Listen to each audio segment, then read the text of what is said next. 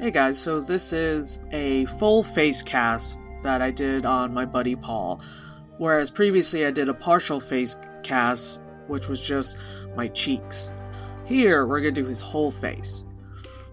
Now I'm using kind of like a pretty cheapo bald cap, nothing too fancy. I mainly just want to cover his hair and ears, just so there's less stuff I need to cover, if that makes any sense. Put on the bald cap, you glue it down, you cover the ears because the prosthetic is just really face and head wise. Ear prosthetics are its own cast. So I take, just a simple little like Crayola magic marker and I trace where his ears and his hairline is. So once it's cast and you mold it, the black line shows up on your positive. Yeah, then at any hair, I put Vaseline on it. Normally, when you're doing a face cast, you would ask your model to shave, but here, Paul's facial hair is pretty close to his face. I didn't have to worry too much about his facial hair distorting his face.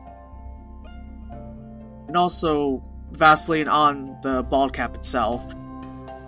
You get ready with your alginate, and just like anything, it's a 2-to-1 mixture. I kind of mixed mine a little bit on the heavy side. It's supposed to be like a slightly thick kind of cake batter consistency, and I kind of had it closer to like watered down oatmeal.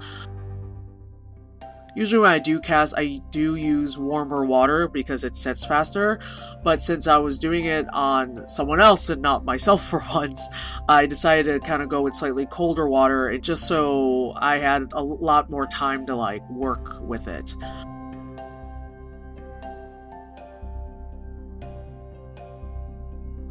The plaster bandages are a rigid structure, just so that way once your alginate is all set, and of course your plaster bandages have hardened, you have a rigid structure for when you pour in your stone mix.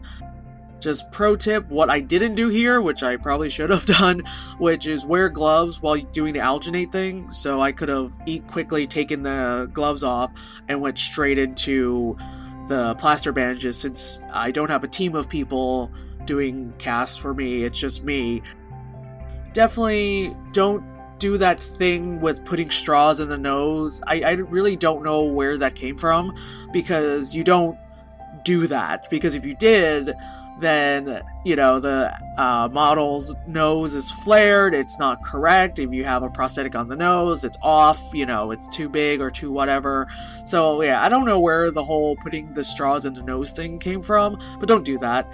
Once everything hardens, everything should be able to be easily removed. Takes it and then starts mixing up some Ultracal or whatever, not epoxy, depending on what you use for that cast.